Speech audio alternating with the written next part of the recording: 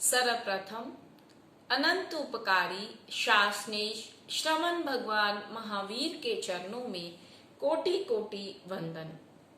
तत्पश्चात अपनी गौरवमय गुरु परंपरा को वंदन नमन करते हुए अत्र विराजित परम पूज्य, परम आदरणीय, परम श्रद्धेय वचन सिद्ध मानी बाबा संलेखनाधारक गच्छाधिपति गुरुदेव सेठ श्री प्रकाश चंद जी महाराज साहब, शेरे हिंद प्रवचन भास्कर, आजीवन एकाशन व्रतधारी गुरुदेव श्री सुंदर मुनि जी महाराज साहब थाना 5 के पावन श्री चरणों में वंदन नमन करते हुए आदरणीय महावीर के परम उपासकों सादर जय जिनेन्द्र। मैं प्रतिभा जैन MDTPS में भगवान द्वारा किए गए पर्युषण प्रवचन, जिन्हें श्रद्धेय गुरुदेव श्री सुंदर मुनि जी महाराज साहब ने कलमबद्ध किया, उन्हें प्रस्तुत कर रही हूँ। वैसे तो अगर ये आप गुरुदेव के मुखार बिंद से ही सुनते तो आपको अलग ही आनंद, अलग ही मजा आता, परंतु गुरुदेव की परंपरा में बिजली एवं बिजली संचालित साधनों का प्रयोग नहीं होता, अतः शब्द भाव उन्हीं के हैं पर जुबान मेरी है। आप सुने, पर्युषण सफल करें। कोरोना काल में भक्तों का ये आग्रह रहा कि हम घर पर पर्युषणों का आनंद कैसे प्राप्त करें, इसीलिए गुरुदेव ने इस कार्य के लिए मुझे नियोजित किया है। आज पर्युषण पर्व का प्रथम दिवस है। ये 8 दिन धार्मिक उत्साह, रूप तथा स्वयं की स्वयं से बातचीत के लिए हैं। परि प्लस उप प्लस आसन का अर्थ है चारों तरफ से सिमटकर, पलटकर स्वयं के पास, स्वयं की अर्चा, पूजा में, उपासना में बैठना। चारों तरफ का अर्थ है चतुर्गति रूप संसार से है। आप स्वर्ग की कामना, नरक का भय, त्रियंच की छलना तथा मनुष्य के मुंह से हटकर स्वयं की सोचो। न इहलोगा संसप पाओगे, न परलोगा संसप पाओगे। इस लोक की इच्छा छोड़कर वर्तमान में जीना है, वही साधक है। पूरे वर्ष आप दौड़ते फिरते हो, स्वयं मिटकर अपने समीप बैठो, आत्मा को समझो। आत्मा को मानना आसान है, जानना भी आसान है, पर जीना कठिन है। प्रभु महावीर जीने की बात करते हैं। जाना बहुत बार, माना बहुत बार, पर जिया नहीं। जब तक जीने की कला में पारंगत नहीं हुए, तब तक आप धार्मिक परिक्रम में, परिमंडल में प्रवेश नहीं कर पा सकोगे। गौतम ने आत्मा को समझा भी, जाना भी, समझाया भी, पर जी ना सके। महावीर के सामने जब गौतम जी आए तो प्रभु ने उनसे बहस नहीं की, विसंवाद नहीं साधा या अन्य धार्मिक प्रश्न चर्चित नहीं किए। केवल कहा, गौतम, आत्मा के संबंध में जो संशय भीतर है, बस उस संशय के पार झांको। दलीलें जो तुमने बच्चों को, पाठकों को, भक्तों को, उपासकों को दी, उनको अपने भीतर महसूस करो। ये आदेश नहीं था, उपदेश भी नहीं था, संदेश भी नहीं था, आवेश आवेग भी नहीं था। ये संबोधन था, स्वयं का स्वयं से संबंध स्थापित करना था, वह हो गया। मैं आपको पर्युषण का पहला अर्थ कि आप इन 8 दिनों में यह अभ्यास करो कि हम स्वयं के समीप बैठें। आप प्रातः उठते हो, स्नान करते हो और शीशा देखते हो, यह शरीर का अवलोकन है। सारा दिन शीशा नहीं देखते, पर उसका असर आप पर रहता है। इसी तरह से आत्मा के संबंध में आपका आप पर हर पल समय असर रहे। पर्युषणों के 8 दिनों में अंतगढ़ दशांग सूत्र की वाचना की प्रथा है। यह शाश्वत हो, तीर्थंकरों या गंधर्वों ने अपने शासन काल में 8 दिन तक निरंतर वाचना की हो, ऐसा नहीं है। 32 आगमों में तथा अंग सूत्रों में 8वां अंग अंतगढ़ दशांग है। 8वां अंग 8 वर्ग 8 दिन, यह एक नैसर्गिक सा संयोग है। यह इन 8 दिनों में कब से वाचना पद्धति परंपरा के रूप में आया निश्चित नहीं है। आज सभी संप्रदाय या संघ इसे प्रवचन का माध्यम बनाते हों, ऐसा भी नहीं है। जो प्रवचन इस सूत्र पर कर रहे हैं वे ही ठीक हैं, जो नहीं कर रहे हैं वे भी गलत हैं। यह एक परंपरा है, व्यवस्था है। किसी एक को अच्छा लगा तो सबको अच्छा लगे जरूरी नहीं है, पर हम जो कर रहे हैं वही सत्य है। यह आग्रह हठवाद या एकांतवाद प्रभु वीर की दृष्टि में सच होकर भी अर्ध सत्य या अपंग सत्य है। पहले लोग धोती पहनते थे, फिर पजामे का युग आया, फिर पैंट का युग आया, आज कैप्री या निक्कर का युग है। कौन सा गलत कौन सा सही है, ये निरर्थक सी बहस है। बहस वही करते हैं जिनका दिमाग भैंस जैसा होता है। शेर सिर नहीं खुजलाता, भैंस आदि पशु सिर खुजलाते हैं। मेरा आशय आराधना का है। हमारे यहाँ उत्तर भारत में अंतगढ़ सूत्र वाचना की परंपरा है। पावन एवं आराधना के दिनों में सूत्र वाचना ही श्रेष्ठ है। अंतगढ़ की बजाय अन्य शास्त्र की हो तो भी उचित है, पर एक परंपरा है तो मैं उसी पर बोल रहा हूँ। हमारे यहाँ शास्त्रों के कुछ प्रकार या उनके विषय वस्तु के साथ सर्वज्ञ प्रणीत, गंधर्व ग्रथित, पूर्वदर रचित तथा आचार्य संकलित के अनुसार विभाग कर दिए। अंग सूत्र आजकल हम 11 ही मानते हैं, पर द्वादशांग शब्द शास्त्रों में है तो अंग 11 नहीं 12 हैं। इस वक्त दृष्टिवाद नामक अंग विच्छेद है। उसके विषय वस्तु या प्रवादों की विषय धारणा मिलती है। अंग सूत्र सर्वज्ञों के मुख से स्वयं निश्रित, समयबद्ध, मौलिक वाणी है। उस वाणी को गंधर्वों ने उस विषय वस्तु के आधार पर शास्त्र का नाम देकर सूत्रबद्ध किया। सनातन में गंगा स्वर्ग से उतरी मानते हैं। वह स्वर्ग में गंगा रूप में इतने विस्तार रूप में थी ऐसा नहीं है। जब धरती पर आई तो एक धारा के रूप में आई।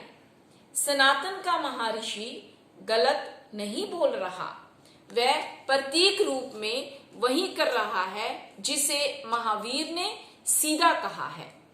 सबके कहने का अपना ढंग है। कोई पानी को सीधा पानी कहता है, कोई नीर, जल, जीवन जैसा जचा विषय, छंद या प्रवाह रूप में उपयुक्त लगा, कविता में या लेख में अनुप्रास बैठा कह दिया। वह जल रूप में बिखरी थी, पर प्रवाह में आते ही गंगा का रूप एवं नाम धारण कर गई। गंगा का अर्थ वाणी है। वह तीर्थंकरों के मुख से शब्द बनने से पूर्व, सूत्र बनने से पूर्व बिखरी थी, पर वह थी, शाश्वत है। नंदी सूत्र में जिन वाणी के लिए कहा है से यह नामाए पंचत्थिकाय, जैसे 5 अस्तिकाय, धर्मास्तिकाय, अधर्मास्तिकाय, आकाशास्तिकाय, जीवास्तिकाय, पुद्गलास्तिकाय। ना कियाई नासी, ना कभी नष्ट हुए, ना क्याइंग नथी भविष्यसि, ना इनका कभी नाश होगा। भुविंच भूतकाल में थे, भवियंच वर्तमान में हैं, भविष्य और आगे भी रहेंगे। इनके लिए कहा ध्रुवे, ये ध्रुव हैं, परिवर्तित नहीं होते। जैसे ध्रुव तारा अपना दिशा स्थान नहीं बदलता, नियत है, हर पल मौजूद है, सासए शाश्वत है, यह नष्ट नहीं होते। स्वरूप बदल सकता है, सत्य नहीं, सत्व नहीं बदलता।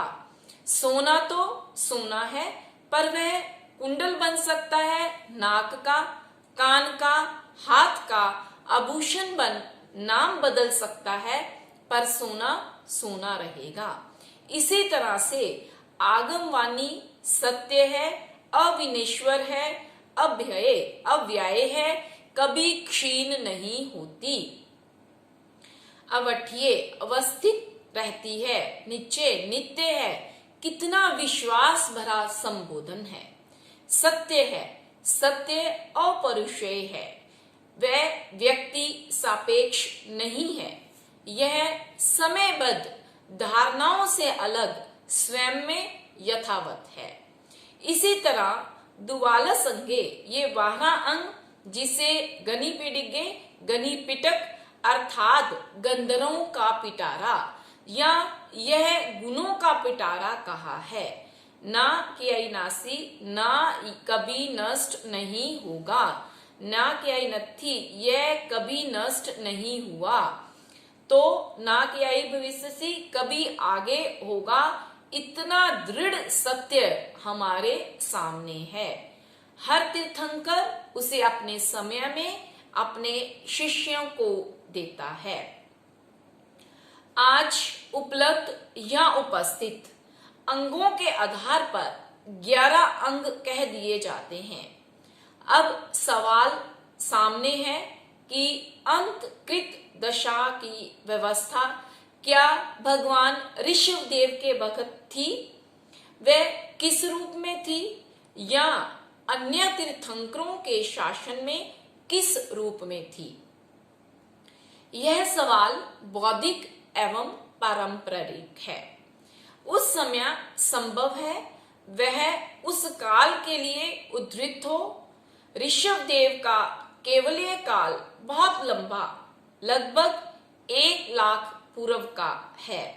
उसमें मरुदेवी माता जैसे अन्य अनेक भव्य जीव अंतकृत केवली हुए।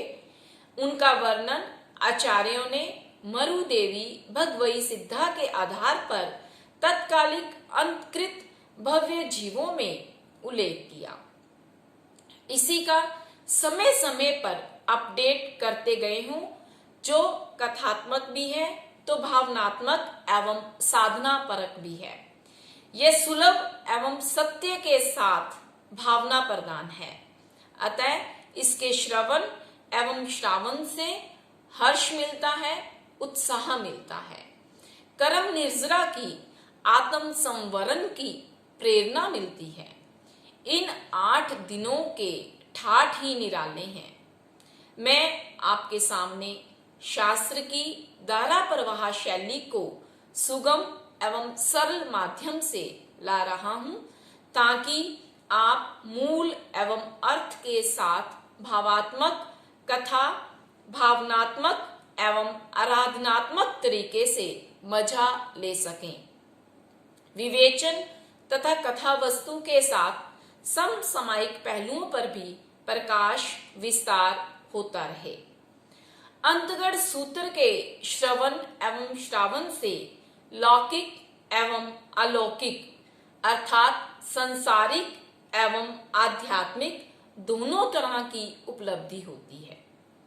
गृहस्थ जन दत्तचित एकाग्र भाव से सुने तो उन्हें अर्थ लाभ, ऐश्वर्य लाभ, पद लाभ, पुत्र लाभ की प्राप्ति है। संतों को आत्म समाधि, चित्त सैथर्य तथा निर्जरा के साथ स्वाध्याय का महान लाभ प्राप्त होता है। इस शास्त्र को अखंडित रूप से सुने, समय की प्रतिबद्धता के साथ अप्रमत्त योग रखें, मन को अचंचल, वचन का मौन तथा काया की स्थिरता रहे, विघ्न एवं बाधा को लांग कर चलें। बहनें हर अवस्था में इसको सुन सकती हैं, उसको सुनने में कोई अस्वाध्याय काल या बाधा नहीं है, पर सिर ढककर सुने तो ये बहनों के लिए सभ्य, कुलीन एवं शास्त्र निष्ठा का परिचय होगा। मैं शास्त्र तक आ रहा हूं। तेनंग कालीनंग, उस समय जब प्रभु महावीर साक्षात थे, समक्ष थे, सत्य थे, सशरीर थे, सक्षम थे, अर्थात चतुर्काल या मोक्ष एवं मोक्षार्थी भव्य जीवों की रुचि प्रभु वाणी में। उस समय दिन और रात व अठपहरी सूर्य केवल ज्ञान के धारक। अठपहरी का अर्थ सूर्य दिन को होता है, चंद्र रात को होता है, पर केवल ज्ञानी का ज्ञान दिन और रात दोनों में बराबर रहता है, अतः केवल ज्ञानी अठपहरी सूर्य है। चंपा नामक नगरी होता, चंपा नाम की नगरी थी। आचार्य सुधर्म अपने शिष्य जम्मू कुमार मुनि को अतीत को वर्तमान में वर्धमान के शासन की न्योंद सुना रहे हैं। सुधर्माचार्य के कथन एवं विषय प्रस्तुतिकरण में धर्म का मूल रूप विनय भाव स्पष्ट झलक रहा है। चार ध्यान के धारक केवली नहीं पर केवली सलीखे महाज्ञानी अपने शिष्य में ज्ञान को विनय धर्म के माध्यम से डाल रहे हैं। वे स्वयं मुख या प्रमुख ना होकर गुरु मुख प्रमुख है।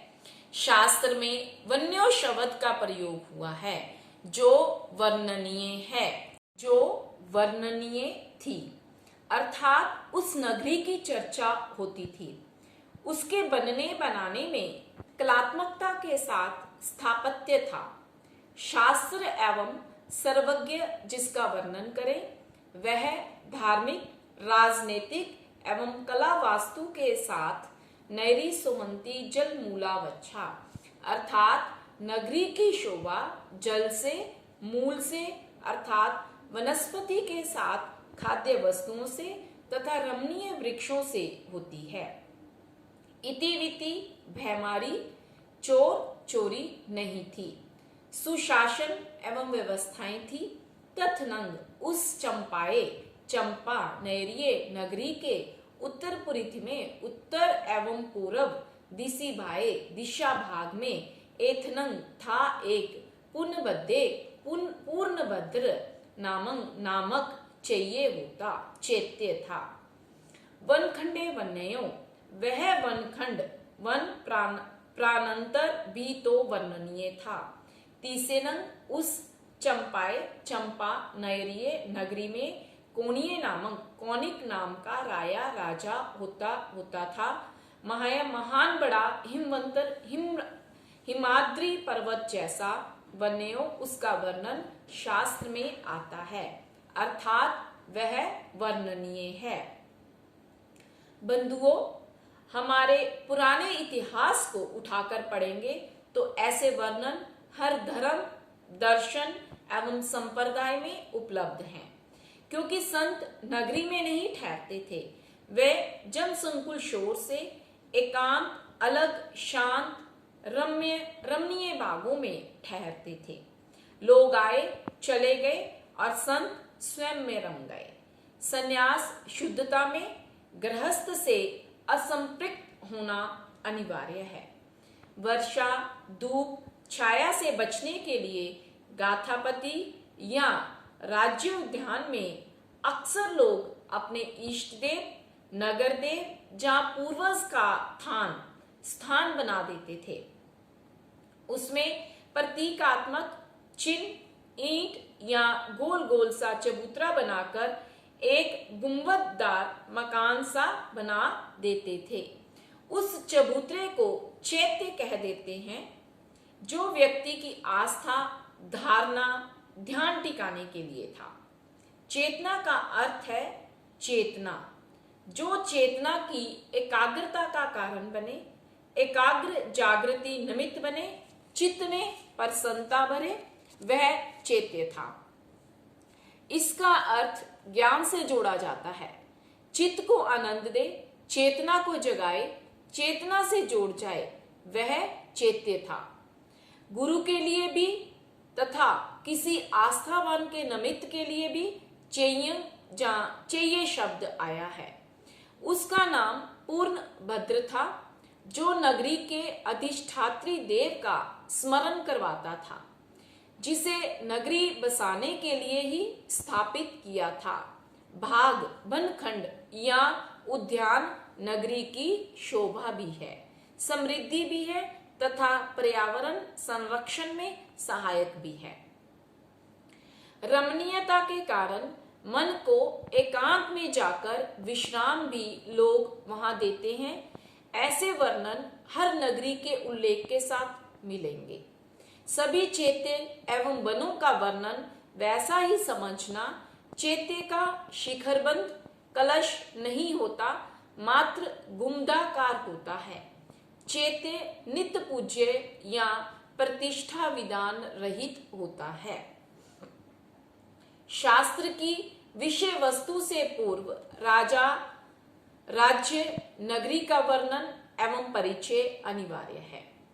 समय, शासन, शास्त्र बराबर चले तो सुनाने में आनंद आता है। राजा कौनिक है जिसने चंपा बसाई है। इससे पूर्व शास्त्र में राजगृही का वर्णन अत्यधिक सर्वाधिक मिलता है। वहां पर श्रेणिक राजा मिलेंगे, चेलना मिलेगी, पर चंपा में श्रेणिक नहीं तो महावीर भी नहीं, या कहीं कहीं अतीत को उद्धृत करने से नहीं के बराबर मिलेंगे। कौनिक राज्य लिप्सु तथा महत्वाकांक्षी युवक था। जो श्रेणिक की पत्नी चेलना का पुत्र है, उसके गर्भ में आते ही पति के हृदय मांस खाने की इच्छा चेलना जैसी पतिव्रता के मन में जन्मी। ये दोहद भावी संकेत है। संस्कार एवं संतति का भविष्य निर्धारण है। उससे वह प्रांजलमती चेलना अहिंसक होकर भी कामना करती है कि ऐसा पुत्र उत्पन्न ना हो, पर सभी प्रयास या इच्छाएं अपूर्ण रही। जन्म के साथ ही उसे परित्यक्त कर दिया। राजा श्रेणी को पुत्र जन्म का समाचार मिला तो महलों में आए। पुत्र रतन की खुशी थी। पुत्र ना पाकर कारण पूछा तो चेलना ने अपना समस्त इतिवृत्त सुनाया, दोहद का जिक्र एवं अपने पति के पातिव्रत्य की बात कही। इसे सुनकर श्रेणिक उबल पड़ा। तुम महावीर की उपासिका, अहिंसा चरण की प्रतिमा, मेरे लिए मेरे उन्नत कामना हेतु ये जघन्य कर्म क्यों? उपालम तथा क्षोभ दोनों को साथ साथ दिखाया। कहा, प्रभु तो विभु हैं, वे स्वयं के लिए दूसरे को कष्ट या मारण की भावना या संकल्प को भी अपराध या निष्कृत कर्म बंध का कारण मानते हैं। वेद्यार्थ मन महावीर प्रभु के उपदेश से द्रवित मन और धारणा से प्रेरित हो संकेतित स्थान पर गए और बच्चे को उठाया, पर वेदना से चीखते बच्चे को देखा तो उसके हाथ की अनामिका को मुर्गे की चोंच से नोच दिया था। उसमें पीप अर्थात मवाद पड़ गई थी, वह उबल रही थी। बच्चा उस पीड़ा से चिल्ला रहा था। उसको श्रेणिक ने अपने मुंह में चूस चूस कर शांति उपजाई और लालन पालन से बड़ा किया। उसी के अपने पिता श्रेणिक का अपनी राज्य इच्छा के वश हो निगड़बद्ध कर काठ में ठोक दिया था और स्वयं शासक बन गया था। माँ के चरण वंदन हेतु जहाँ इस अहोभाव जहाँ अभिमान में भरकर कि माँ मुझे राजा देख राजमाता के गौरव से भर उठेगी, पर माँ ने मुंह फेर कर अपनी नाराजगी दिखला दी। इसमें विस्मित, स्तंभित, भयभीत हो कौनिक ने कारण पूछा तो माँ ने कहा, तुम जैसे निर्लस महत्वाकांक्षी मेरे सौभाग्य बंधक कुपुत्र के मुख को मैं देखना नहीं चाहती। मुझे संतान से पूर्व पति है, पति मेरा सौभाग्य है, तेरा जनक है जो मेरे सौभाग्य एवं स्वयं के जनक का बंधक है। वह पुत्र के स्थान पर पुत्र अपितु कुपुत्र कुलांगार है। नारी के लिए पति से बड़ा परमेश्वर तथा सभी सुखों में प्रथम सुख से बढ़कर सौभाग्य नहीं। अतः कौनिक तू मेरे लिए अदर्शनीय है। मुंह ढापी चेलना ने कहा, तेरे लिए तो मुझसे अधिक उपास्य, आराध्य, वंदनीय, प्रातः नमनीय तेरे पिता हैं। मेरे कार्य कारण भाव से तू अजन्मा या वर्तमान स्थित कौनिक ना होता।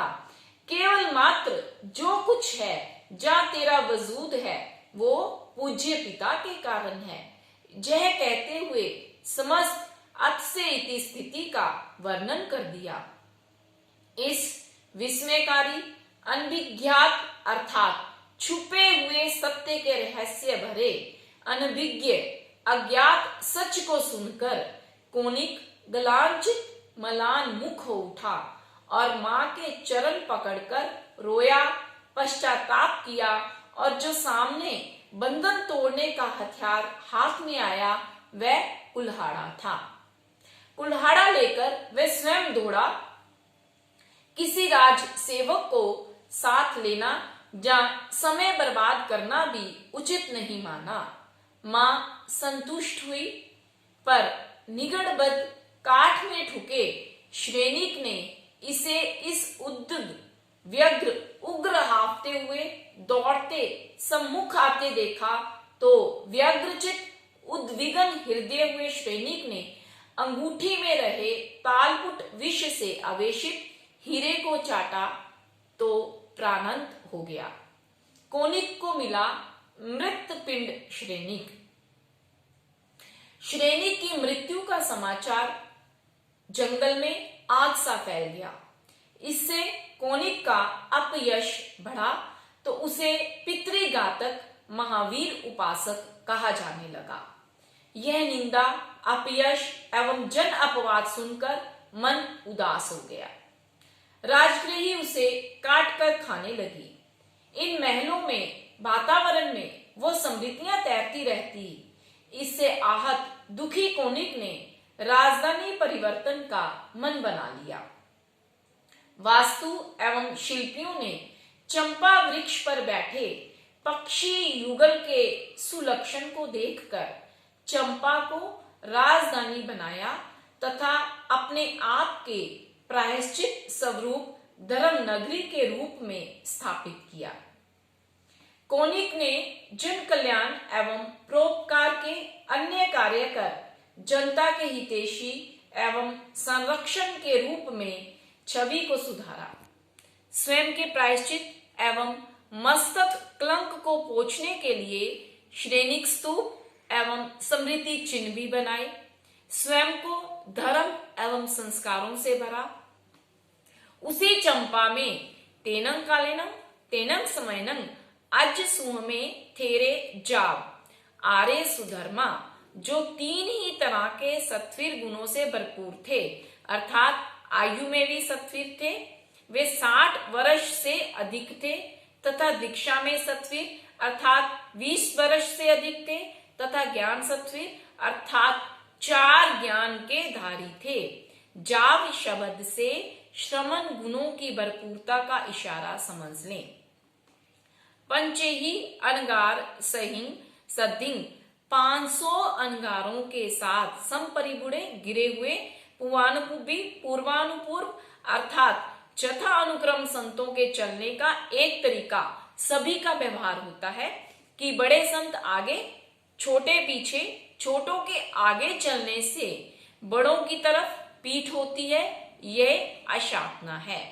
अतः व्यवहार नियम से, व्यवहार विनय से संतों के साथ चरमाने चलते हुए गामानुगामम दुज्जयमाने ग्रामानुग्राम, एक गांव से अगले गांव को स्पर्श करते हुए सुंग सुहेनंग सुख पूर्वक चंचलता, उत्सुकता तथा व्याग्रता रहित विहर माने विहार करते हुए जिन्हें चंपानगरी, जिधर चंपा नगरी थी, जिन्हें पुनवद्य चाहिए, जिधर पूर्णवद्र नामक क्षेत्र था, तनेव समोसरिये, वहां जाकर संवत्सरित अर्थात ठहर गए। परिसा गया जाव, परिषद भगत गण वहां गए। जाव से अर्थ है जहां संत थे वहां लोग ठहरे बैठे पर वचन सुना। भक्ति की प्रश्न चर्चा की, ऐसा करके परिसा पड़ गया और लोग घर को लौट आए। आचार्य सुधर्मा उस वक्त का जाना पहचाना परखा श्रद्धा भरा व्यक्तित्व है। यह जन सामान्य एवं बाह्य परिषद का व्यवहार धर्म था। तेनंग कालेनंग तेनंग समयनंग अज सुमस्य अज दम्मु, उस अज जम्मू, उस काल उस समय आर्य सुधर्मा के सुशिष्य आर्य जम्मू जापज्वास ने चरणों के पास आए, बैठे एवं व्यासी ऐसे बोले। अग्नि वेश्यायन ब्राह्मण दमिल एवं मां बधिला की कोख से कोलाग ग्राम में सुधर्मा का जन्म हुआ। उत्तर फाल्गुनी नक्षत्र एवं कन्या राशि का संयोग मिला। इनके पिता नैष्ठिक, नैमित्तिक एवं क्रियाकांडी ब्राह्मण थे। भगवान महावीर का भी इन्हीं संयोगों में जन्म हुआ। यही सबसे बड़ा संयोग है। भगवान प्रभु महावीर के 11 गंधरों में अपनी अपनी विशेषता, विशिष्टता थी। सब में अपनी गुणवत्ता, गंभीरता के दर्शन होते हैं। आचार्य सुधर्मा में अनुशासन क्षमता तथा संगठन की विशेषता थी। इसी कारण इन्हें संघ व्यवस्था का संपूर्ण भार सौंपा गया। वैसे तो 11 गंधरों में 9 गण थे, सब अपने अपने शिष्यों को संभाल रहे थे। गौतम महावीर के ज्येष्ठ, वरिष्ठ एवं सर्वोच्च, आगम धारणा एवं सूत्रार्थ ग्रहण में दक्ष थे, परंतु अपने अपने गणों से भिन्न 14,000 मुनियों की व्यवस्थापन का संपूर्ण दायित्व सुधर्मा के वृष स्कंदों पर रहा। जो गंधर्व भगवान महावीर के रहते निर्वाण को प्राप्त हुए, उन सब के गण का दायित्व भी सुधर्मा स्वामी के ही ऊपर आता गया। या यूं कहिए कि वो अपना अपना संग सुधर्मा स्वामी को सौंपते चले गए। भगवान महावीर के रहते भी व्यवस्थापन का दायित्व गंधर्व ही देखते हैं। प्रभु तो गौतम को प्रमुख रखकर वाचना, देशना एवं 14 पूर्व के साथ द्वादशांगी का अमोघ वर्षन करते थे। तीर्थंकरों की वाणी सूत्रबद्ध नहीं होती, वो स्फुट रूप में सरल जनोपयोगी सामान्य भाषा में होती है, जिससे धीरे धीरे गंधर्व गूंथते हैं। सुधर्मा स्वामी ने संपूर्ण भागमय वाणी को 12 अंगों के रूप में गूंथ कर प्रभु महावीर की शिष्य संघ व्यवस्था को आगे दिया, जिसका प्रकाश प्रभाव 21,000 वर्ष तक चलता रहेगा। सुधर्मा स्वामी 50 वर्ष की आयु में दीक्षित होते हैं। उससे पूर्व वे 4 वेद, 18 पुराण एवं वैदिक साहित्य के प्रकांड पंडित थे। उनके गुरुकुल वास में 500 अध्येता शिष्यों का समूह था। यौवनावस्था में सुधर्मा का विवाह वत्स्य गोत्र की कन्या के साथ हुआ। इससे उन्हें एक कन्या रत्न की प्राप्ति हुई। सुधर्मा भारत भर के गणनीय विद्वानों में प्रमुख थे। जब भी क्रियाकांड विधि का कहीं पर भी आयोजन होता तो वे मान्य वरेण्य विद्वानों में सुधर्मा का नाम अवश्य आता था तथा ये सत्समान उस महोत्सव में आमंत्रित होते थे। वे गौरवास्पद के साथ समृद्ध, संपन्न एवं विपुल अर्थ के मालिक थे। सोमिल ब्राह्मण के मध्यम पावा में वृहद जगानुष्ठान के वक्त जब गौतम जी अग्निभूति, वायुभूति, अव्यक्त जी का भगवान महावीर के चरणों में समर्पण सुना तो ये भी जिज्ञासावंश एवं अपराजय योद्धा के रूप में वहां गए हैं। जब प्रभु ने गंभीर, तेजस्वी, सर्वज्ञता पूर्ण भाव से नामोच्चारण एवं गोत्र उच्चारण के साथ संबोधन कर इनके मन की शंका सहित उठ रहे उत्सुक विचारों को करेदा कि तुम मानते एवं प्ररूपित करते हो कि जिस योनि में है वह मरकर उसी योनि में जन्मता है। जैसे खेत में गेहूं, चना, जौ, बाजरा, आम, अनार बोने से वही उगते हैं, पर यहाँ ऐसा नहीं है। व्यक्ति के विचारों से व्यक्ति का कर्मबंध होता है। व्यक्ति भव, बीज, कर्म संचय एवं कर्म स्वविचारित विचारों के आधार पर बंध करता है। वह देव, मनुष्य, त्रियंच, निगोद, नरक तक में जाने में सर्वथा स्वतंत्र है।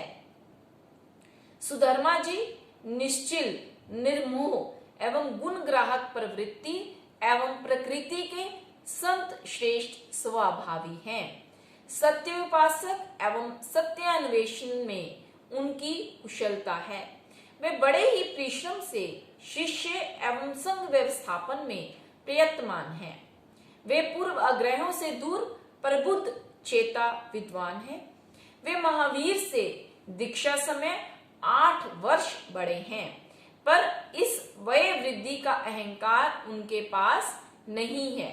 वे अनवत प्रणत शिष्य रूप में जिज्ञासु भावना से जितेंद्रियता की ओर बढ़े हैं।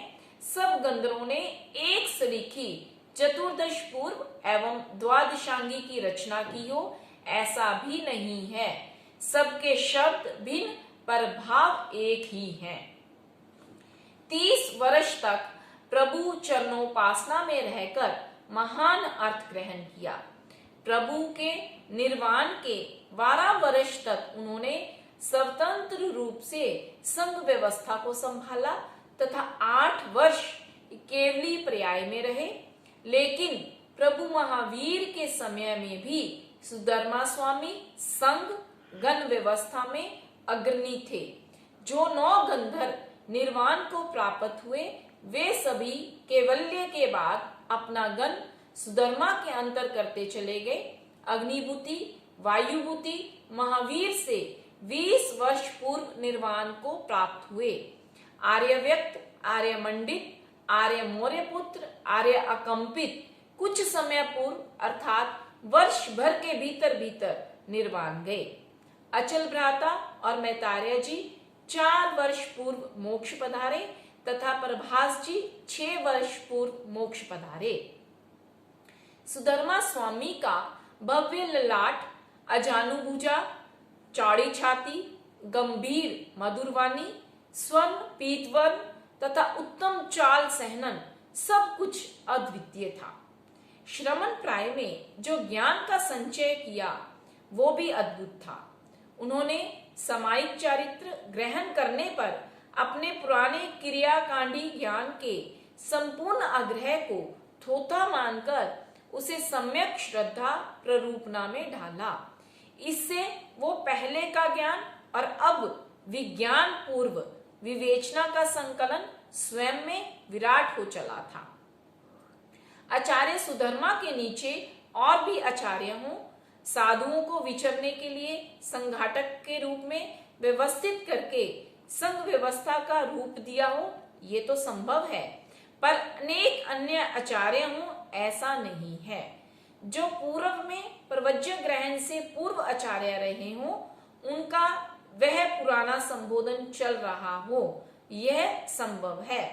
पर आचार्य सुधर्म अपने समय में अविच्छिन्न संघ के एकाधिक आचार्य थे, अन्य कल्पना करना गलत है।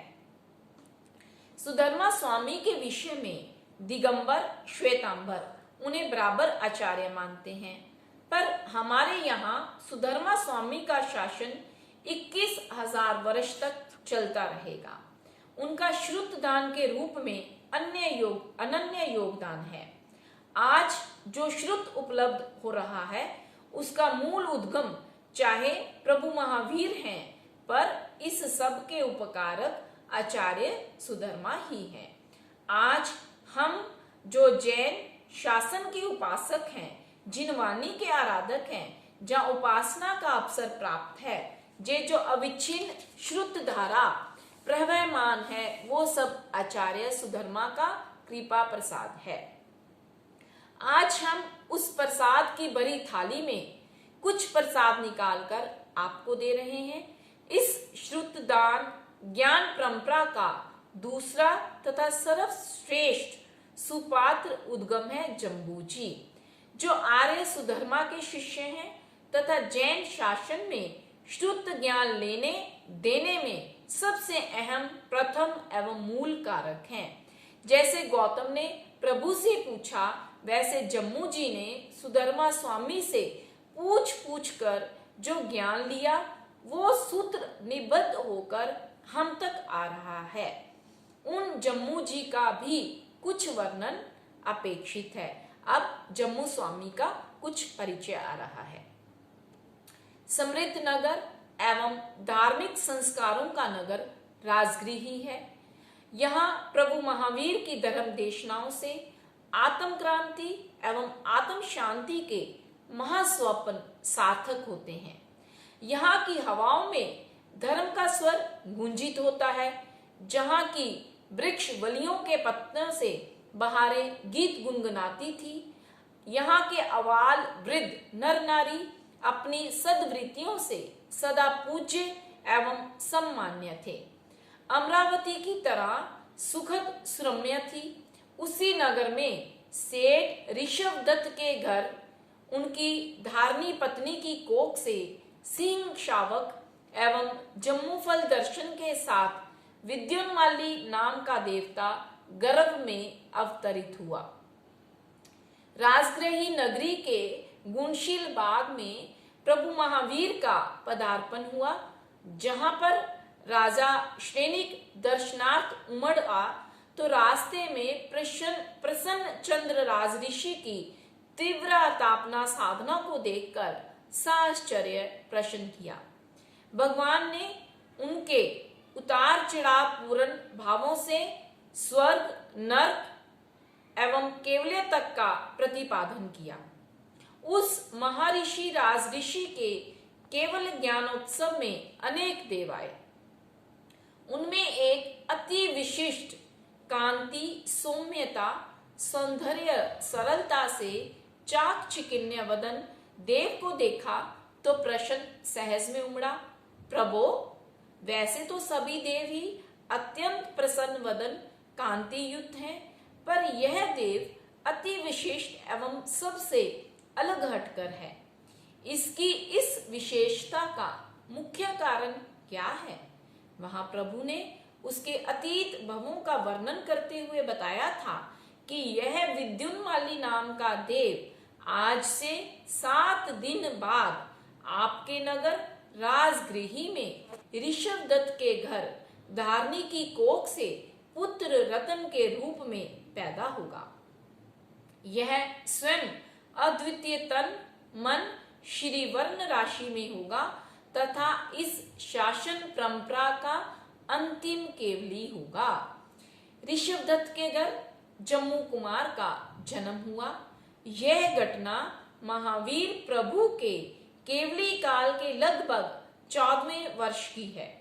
सगर्वा पत्नी को जानकर ऋषभ दत्त की चिर पोषित साध पूरी हुई। धारनी देवी की गौरव वर्ण देह राशि पर पुत्रवती होने का चाव नाच रहा था। प्रतिदिन उत्तरोत्तर वृद्धि के साथ हर्ष का पारावार न था। जन्म बाद जब अपने पुत्र को देखा तो उसका सौंदर्य बाल सूर्य को हतप्रत कर रहा था तथा सुकुमारता कर्णिकार कुसुम एवं केसर की कोमलता को लज्जा दे रही थी। जब आंगन में सौभाग्यवती नारियों के नुपुरों का नाच नृत्य करने लगा तो सारी राजगृही महोत्सव में हो उठी थी। अब सवाल था नामकरण का। जम्मू दीपाधिपति अनादृत देव की उपासना तथा स्वप्न में जम्मू फल के देखने से उसका नाम जम्बू रखा गया। वह जवानी की ओर बढ़ा तो उसके सौंदर्य, समृद्धि एवं सुख में जीवन की भावी कल्पना से उनके 8 रिश्ते आए, पर 8 के 8 स्वीकार हुए। यह उस समय की बहुविवाह प्रथा का परिचायक है। सह सवाल उभर सकता है, आज एक को निभाना काले सांप को खिलाना है। ये 8 को निभाना पर बहुविवाह भी उस समय गौरव की शलाघा की बात होती थी। शादी के पहले दिन ही उनकी 8 पत्नियों को पहले से ज्ञात था कि जम्मू जी गरमाही वैरागी हैं। अब चुनौती तुम्हारी है जो उन्होंने स्वीकार कर ली थी कि एक बार हमारे रूप यौवन के सामने सौधर्मेंद्र का मन कांपता है, वह कामातुर हो उठता है। एक हाड़ मांस के पिंजरे की क्या औकात, एक ही नारी 1000 आदमियों पर भारी पड़ती है, हम तो 8 हैं। ये सब की सब मानसिक तौर पर पूरी सन्नत लावण्यमयी हो उठी थी। उन्हें भी ज्ञान था कि आज की रात निर्णायक है, या तो हम जीते या वो जीते। पर जीत का नशा और जीत का संकल्प सभी को होता है। 8 की 8 ने अपना रास रंग का जोर लगा रखा था कि प्रबल डाकू दलबल सहित 99 करोड़ सुनैया की आंगन में लगी राशि को लूटने आया था। वह उद्दंड चोर अपने युग का दुर्दश था। वह भी राजकुमार था, पर कुसंगति के कारण उस रास्ते पर चला आया था। उसके भी 500 साथी थे, पर उसने अपनी विद्याओं का प्रयोग किया, तालोद्घाटनी विद्या और अवस्वापनी विद्या, जिससे ताले खुल जाएं और मालिक को नींद आ जाए। उसके मन में सहज जिज्ञासा थी कि अपने युग की अनिद्य सुंदरियों का पति है जम्मू कुमार। ऐसा तो किसी रनवास में भी सौंदर्य नहीं है। जाकर उस रूप लावण्य को देखूं तो उसने जो रोखे से झांका तो एक नहीं 8 राग रति रमणियों को उच्छृंखल सौंदर्य एवं श्रृंगारित रूप में कामदेव के बिखरे काम गुणों के साथ अस्त व्यस्त लेटे देखा। तो उनके बीच में एक ध्यान योगी को जागृत ध्यान मुद्रा में निष्काम निर्लेप भाव से देखा तो आश्चर्य संवाद किया।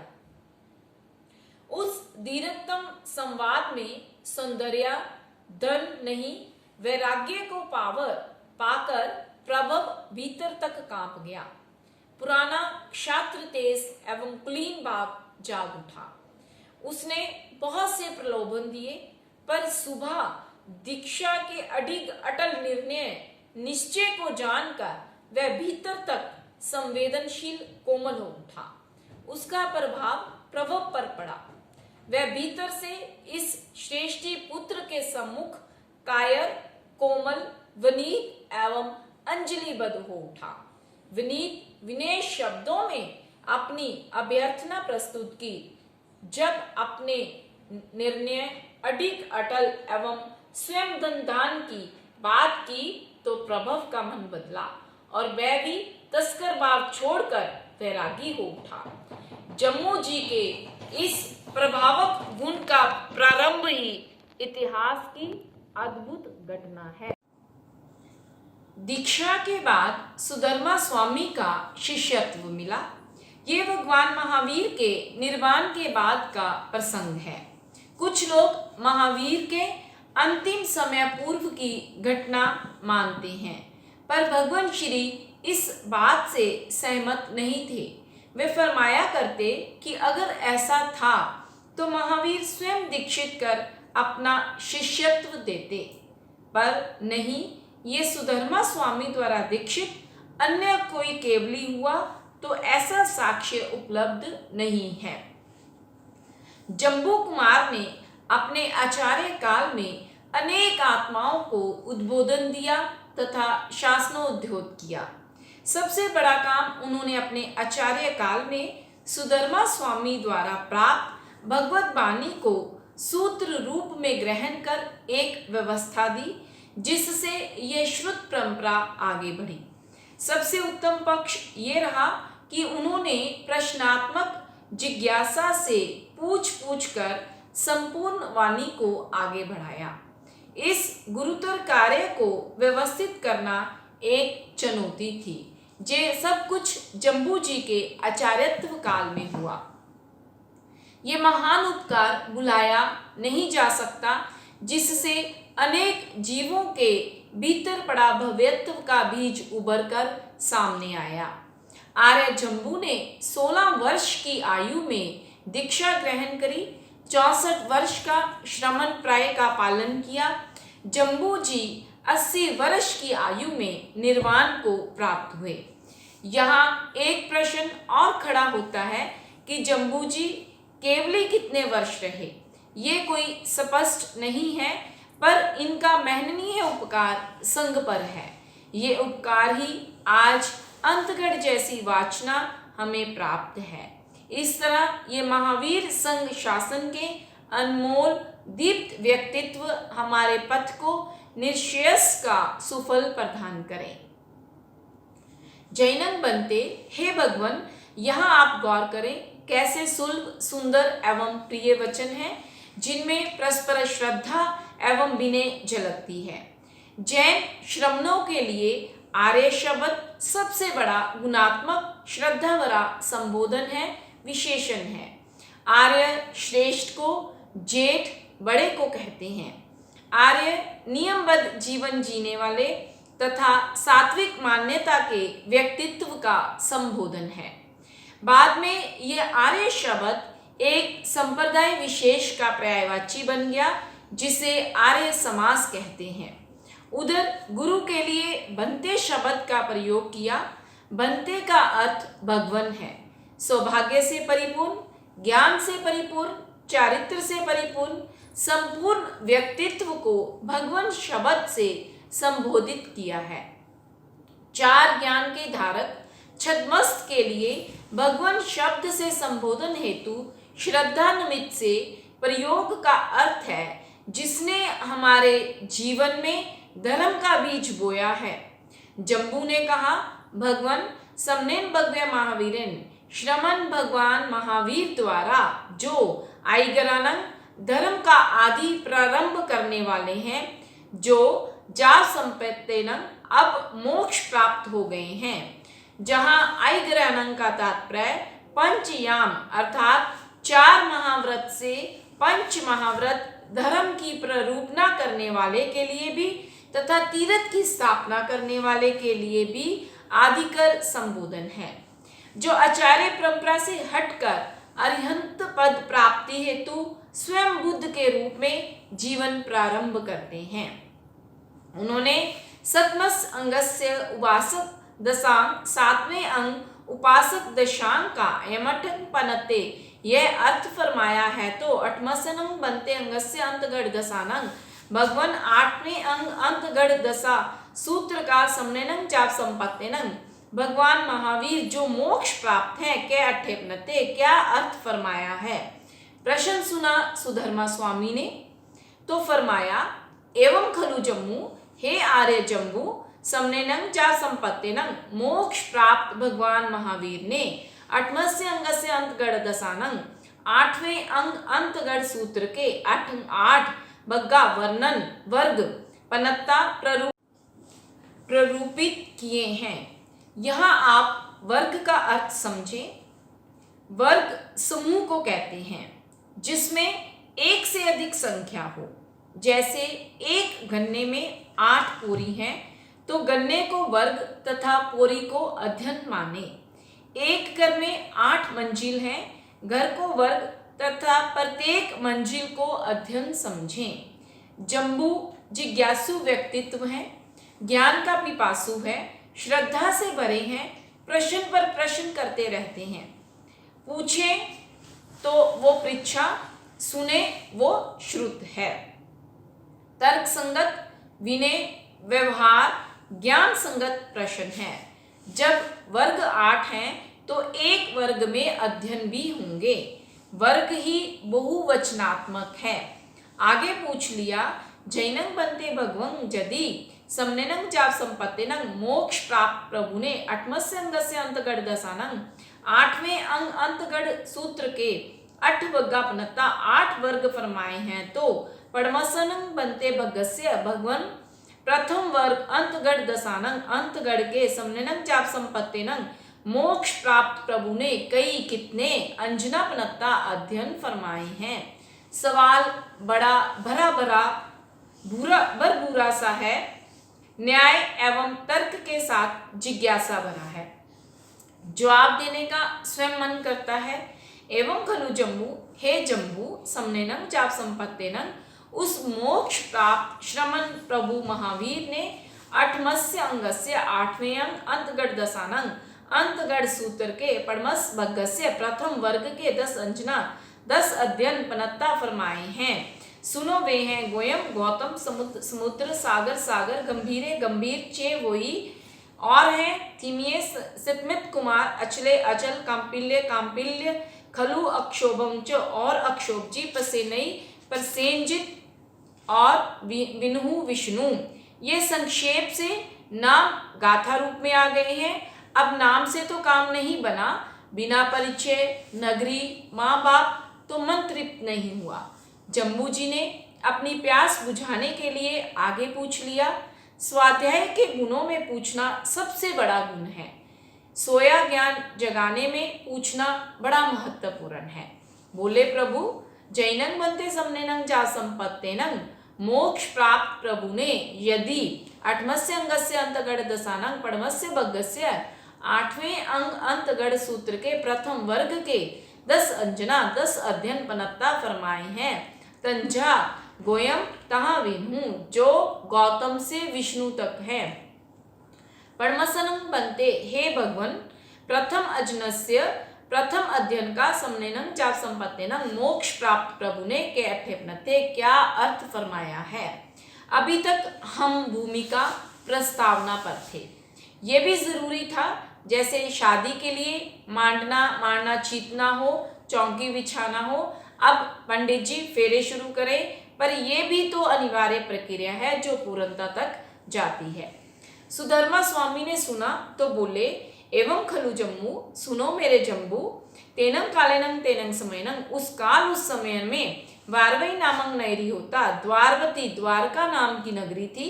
द्वारका का मूल द्वारवती है जिसमें अनेकों द्वार हों, केवल 4 हैं ऐसा नहीं है, क्योंकि वह द्वारका द्वालस जोयना यामा 12 जोजन लंबी जाप 9 योजन विथना 9 जोजन चौड़ी थी, जिसको स्वयं धनवई धनपति कुबेर की मईमती अर्थात बुद्धि ने निमिन्या निर्माण किया था, अर्थात जिसे धन के स्वामी कुबेर के कला कौशल शिल्प ने खुलकर बनाया था। चामीगर पागारा जिसके चारों तरफ स्वर्णमय कोटों से घेरा था, जिसके निर्माण में नाना मणि अनेक प्रकार की मणियों से विभूषित पंचवन्ना पंचवर्ण की सज्जा तथा कभी सीसंग परिमंडिया कपि अर्थात बंदर की आकृति वाले कंगूरों से परिमंडित सुसज्जित सुरम्मा रमणीय रथाओं से भरी लगती थी, मानो अलकापुरी संकासा अलकापुरी देवराज इंद्र की नगरी के समान हो, जिसे देखकर मन मुये प्रमुदित खुश होता था। पकीलिया क्रीड़ा के संसाधनों से युक्त ऐसी लगती थी। प्रत्यक्षं प्रत्यक्ष में देवलोक बुया धरती पर साक्षात स्वर्ग ही उतर गया हो, उसमें वास करना स्वर्ग सुखों सा सुखा वह था, जिसमें पासैया मन को प्रसन्नता से भरने वाली सामग्री थी। दरी सन्निचा जिसे देखते रहो पर आंखों में अतृप्त इच्छाएं जागती ही जाती थी। अभिरूबा देखते देखते जिसके सौंदर्य के प्रतिबिंब बनते जाते थे, उस द्वारका नगरी का वर्णन श्री कृष्ण के अतिशयपूर्ण व्यक्तित्व का अतिशय का परिचायक है। तीसरे नंग 12वीं नहरिये उस द्वारका नगरी के बैया बाहर उत्तर पूर्व में दिशिबाए उत्तर पूर्व अर्थात ईशान कोण में एथनंग रेवये नामक पव्वय रेवर्तक नाम का पर्वत होता था, वन्यो वर्णनीय था अर्थात कावले जिक्र था, सैलानियों एवं नगर निवासियों के लिए रमणीय था, सैलानियों की सारगह था, मस्तानों की पनाहगाह था तथा वनस्पति औषधि का भंडार था। तथनंग रेवये पवे उस रेवर्तक पर्वत पर नंदन नामक उज्जैने उद्यान होता था, जो नंदनवन दूर दूर तक नामी था अर्थात वन्य, जिसका बागों में बाग के रूप में देवलोक के नंदनवन के समान वर्णन होता था। सुरप्रिय नाम का जग खाने जग शायतन होता था, जिसका वर्णन देवताओं की स्वर्गपुरी में होता था। वहां देवता देवलोक के एकांत सदाबहार सुखों से विरक्त होने पर मन बहलाने आते थे। यह देव स्थान था, अतः वह पौराणिक था अर्थात पुराना था। इसके इतिवृत्त इतिहास का किसी को ज्ञान नहीं था। सेनंग वे सुरप्रिय जक्षायतन एगेनंग एक वनखंडेनंग वनखंड अर्थात अनेक फल फूल वृक्ष औषधि पत्रों की सघनता से भरपूर लता मंडपों से परिखिते गिरा हुआ था।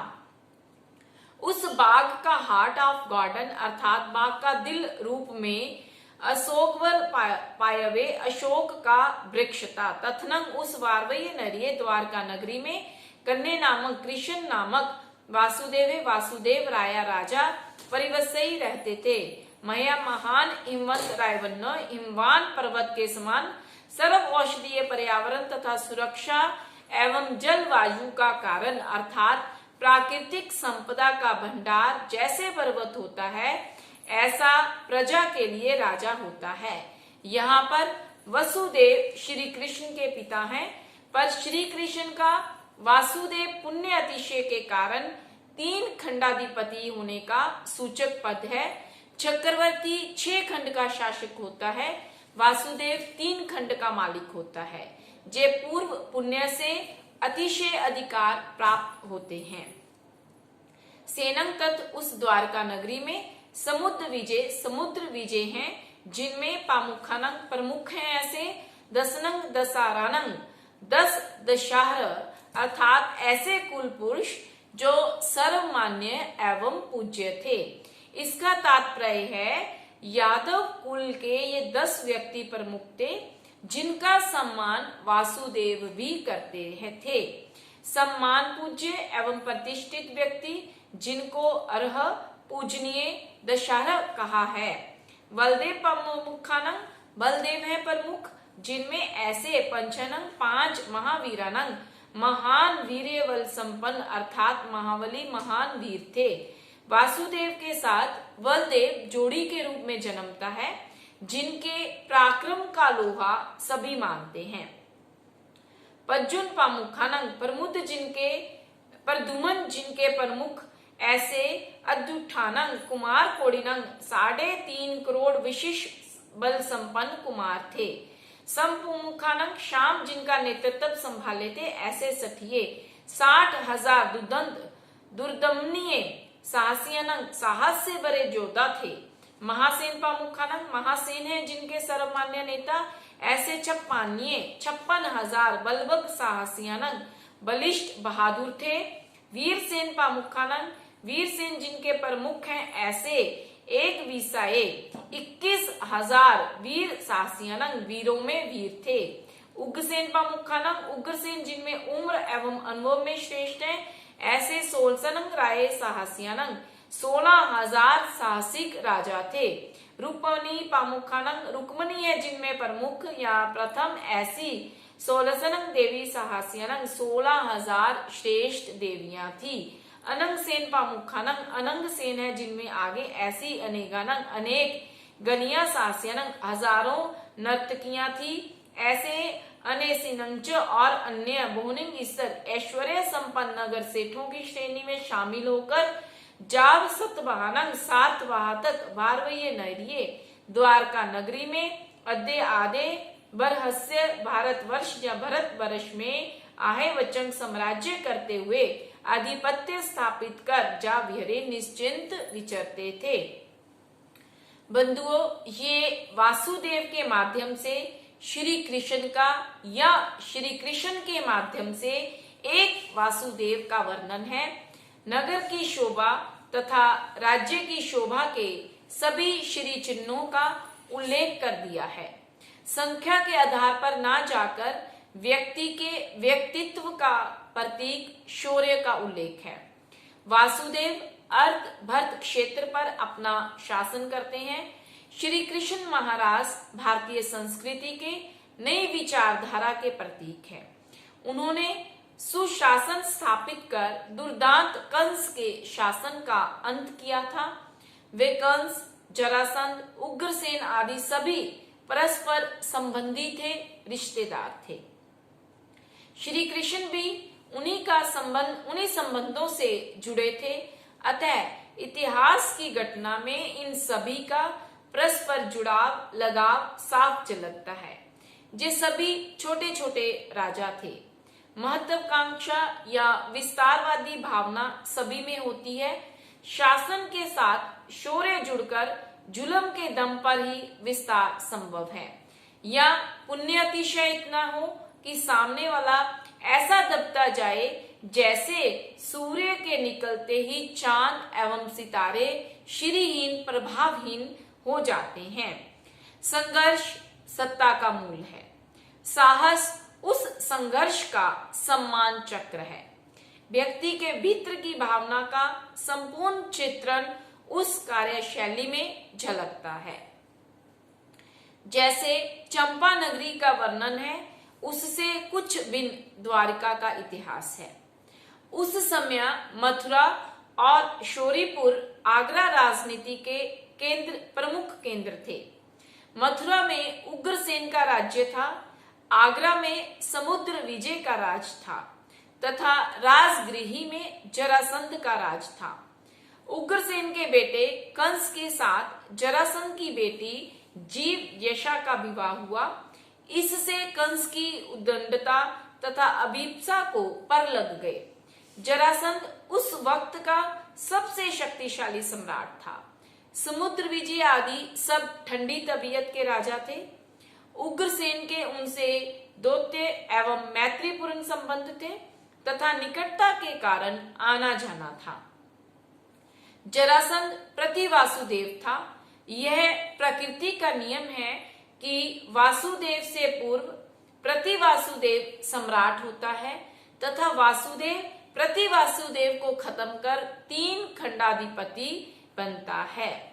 कंस के चाचा देवक की पुत्री देवकी अर्थात कंस की चचेरी बहन देवकी की शादी वसुदेव, जो समुद्र विजय के छोटे भाई थे, के साथ हुई थी। उधर उग्रसेन ने अपनी बेटी राजीमती का संबंध अरिष्टनेमी के साथ किया, जो समुद्र विजय के बेटे थे, पर उन्होंने तोरण पर आकर कंगना और रखड़ी तोड़कर हाथी से उतरकर वैराग्य धारण किया और राजीमती ने भी मेहंदी तथा अष्टगंध से स्नात सुगंधित हुए यौवन से उदासीन विरक्त होकर दीक्षा ली और केवल्य पाने की ओर बढ़े। उनके वैराग्य एवं जन्म संबंधों की सन्निग्ध घनिष्ठता के कारण राजीमती भी संघ स्थापना के बाद उन्हीं के रास्ते पर चली। कंस उस वक्त यौवन की दहलीज पर पांव टिकाने लगा था। उसके मन में कई तरह के झंझट और अहमन्य ख्याल इकट्ठे हो गए थे।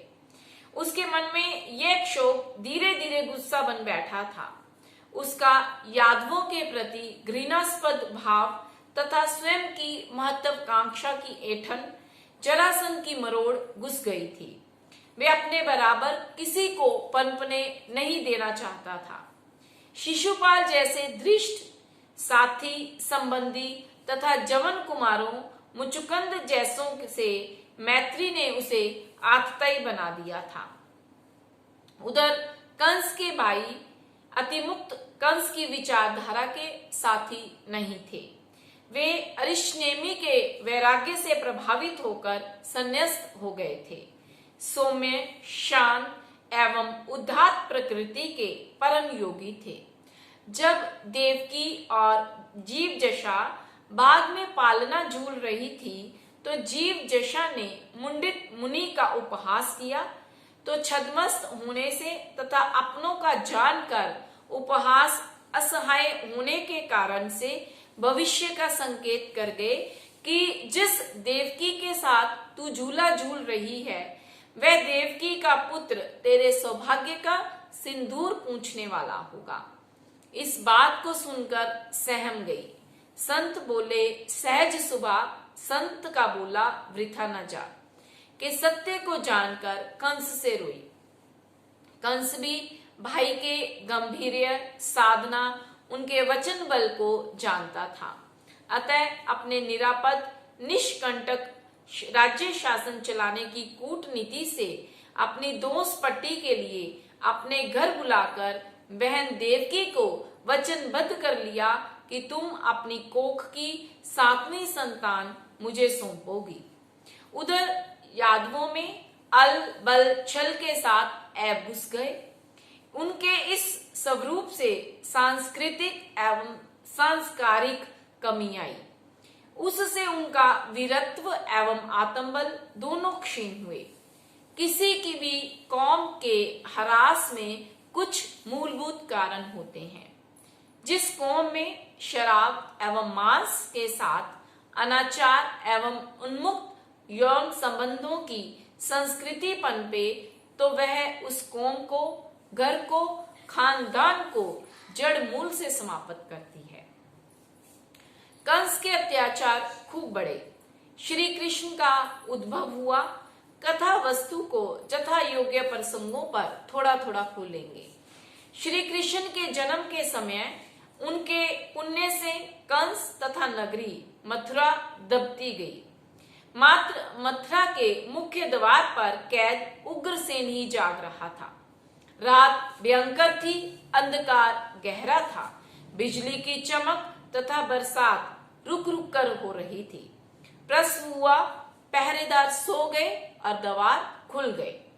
देवकी ने अपनी बचपन की सहेली जशोदा को अपना दुखड़ा तथा मजबूरी रो दी थी। यादवों की जरासंध से टकराने की स्थिति नहीं थी। देवकी ने कहा था, मेरी 7वीं संतान जिंदा बच गई तो मेरा क्या, बहुतों का पुण्य उदय में आएगा। इस अत्याचारी कंस का खात्मा हो जाएगा। अत्याचारी कंस का खात्मा हो जाएगा, पर तुझे बलिदान करना पड़ेगा। यशोदा ने नंद से अपनी सारी बातें साझा करी। नंद भी तैयार हो गए। जो भी हो, 7वीं संतान बचानी है। तैयारी भीतर भीतर हो गई थी और पूर्ववती 6 संतानें मृत्यु प्राय पैदा हो गई थी। यह सत्य तथा इस सत्य के भीतर का भेद सर्वज्ञ या केवल हिरण्यगमेशी देव को पता था। 7वीं संतानोत्पत्ति का समय निकट आया। कंस की सांसें तथा देवकी की सांसें फूल रही थी। उधर नंद के घर कन्या जन्मी, इधर श्री कृष्ण का जन्म हुआ। देवकी ने वसुदेव से कहा, जाओ और ले जाओ।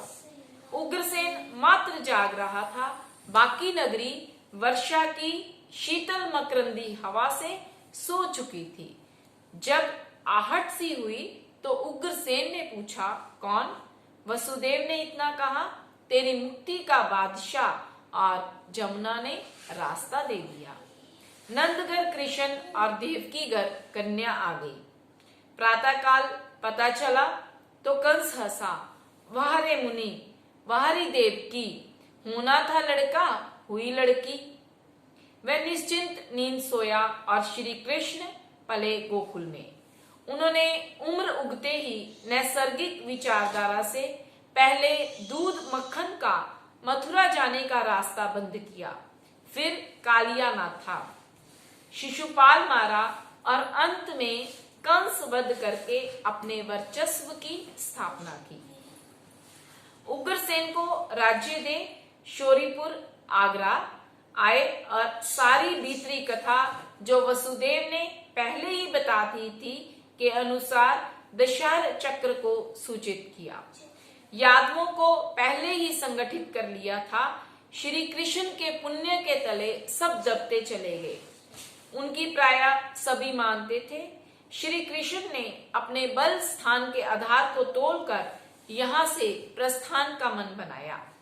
उधर विधवा जीव दशा पिता जरासंध के पास जाकर राजगृह में रोई और अपने वैधव्य की करुण कथा कही। बेटी का दर्द और पेट का शल्य असहाय होता है। प्रताड़ित मानस से जरासंध ने आगरा दूत भेजा, पर वह तिरस्कृत हो लौट आया। श्री कृष्ण ने सामरिक स्थिति तथा शक्ति को देख खुले मैदान में आमने सामने लड़ने की क्षमता में स्वयं को असमर्थ पाकर कूटनीतिक चाल का सहारा लिया। योद्धा कौन सफल, जो समय के साथ बदल कर चले। समुद्र विजय पहले तो अड़े पर अंत में चलने के लिए मान गए। उन्हें किसी ज्योतिषी ने कहा था कि शौरीपुर में यादवों का भविष्य सुरक्षित नहीं। वह भविष्यवाणी भी इसी रणनीति में सहायक बनी।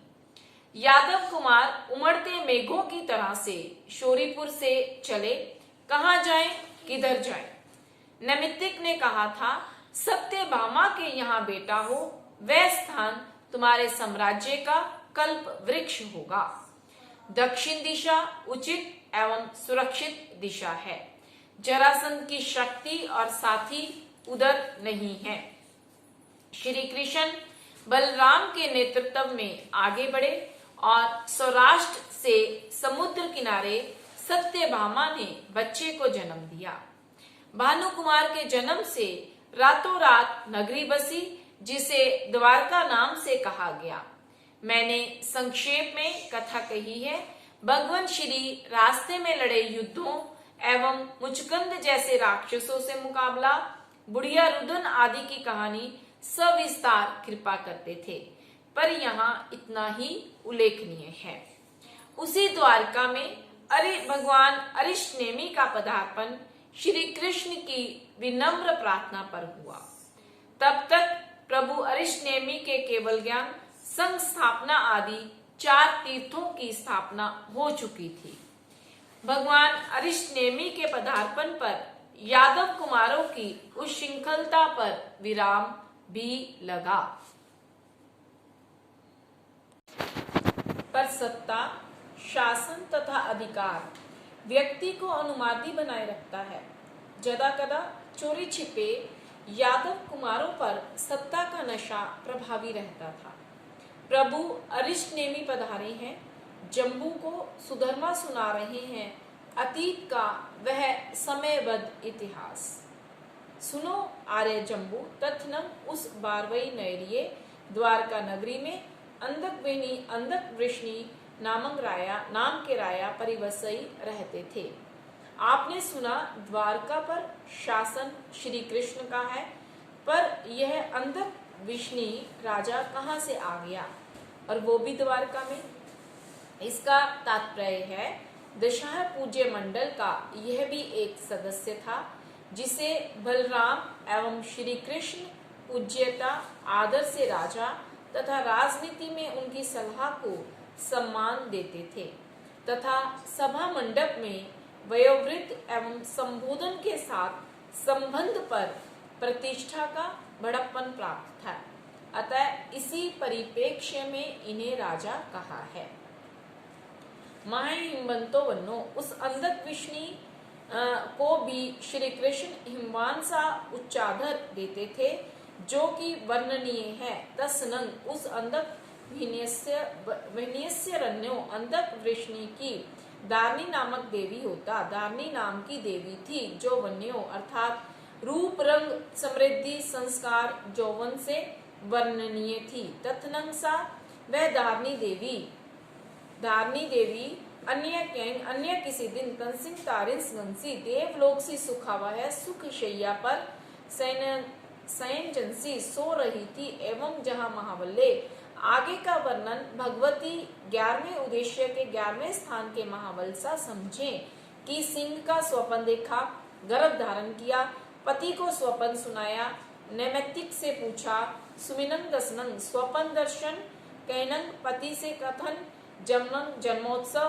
वाल्तनंग, बाल्यकाल, 5 गाय पालन कलायोचे, कला आचार्य शरण में, पठन पाठन, संस्कार ग्रहण, जौवन प्राप्त हो, भोग समर्थ होना, पानी गहनंग, शादी करना, कंता पासे, रमणीय महलों में रमणीय, कांत एवं प्रिय भोगाय, भोगों में रमन करना इत्यादि वर्णन बराबर है, जिससे शास्त्रकारों ने पुनरुक्ति अर्थात बार बार ऐसे ही वर्णन से परहेज कर संक्षेप में समझाया है, ताकि पाठक की रुचि भोगों से विरक्त हो, वैराग्य भाव में आए। नवरम अंतर है इतना कि गोयमो नाम ने गौतम नाम रखा गया। 8 रायवर कन्नानंग, राज कन्याओं के साथ एक दिवसेनंग, एक ही दिन में पानी हाथ गिनावेंती ग्रहण करवाया गया।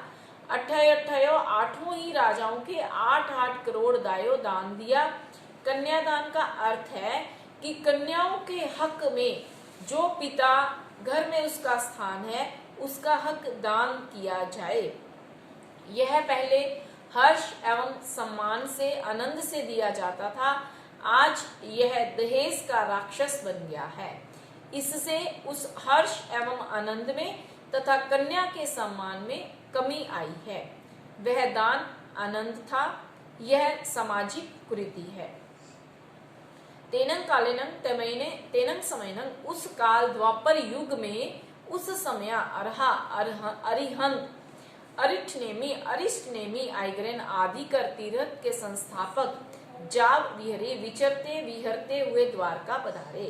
24 4 प्रकार के देवा आज्ञा, देवता अर्थात भवनपति, वानव्यंतर, ज्योतिष एवं वैमानिक, मनुष्य एवं त्रियंच भी समशरण में आए। कन्हे भी श्री कृष्ण निक गए, महलों से या नगरी से निकलकर धर्म कथा सुनने को आए।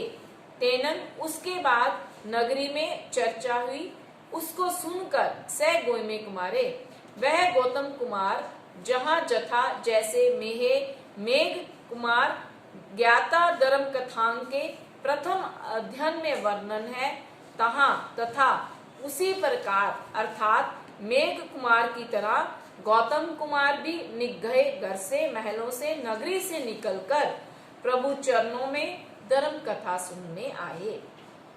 दमंग, धर्म कथा को सोचा सुनकर निसम अंदर हृदय में स्थापित कर, हजम कर, धारण कर, जब नम्रम देवानुप्रिय, भगवान आपकी वाणी मुझे रच गई है, जिसे देवता भी प्यार करते हैं, आदर सम्मान करते हैं।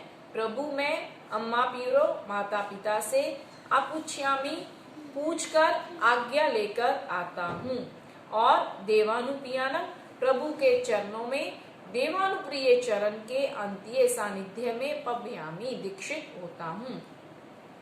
एवं जहाँ ऐसे ही जैसे मेघ कुमार सैनी बने, जा वैसे ही अनगारे जाया, गौतम कुमार भी अनगार हो गए। इरिया एशना आदान बंड मत निक्षेपण एवं उच्चार प्रस्वन आदि 5 समितियों का पालन करने लगे।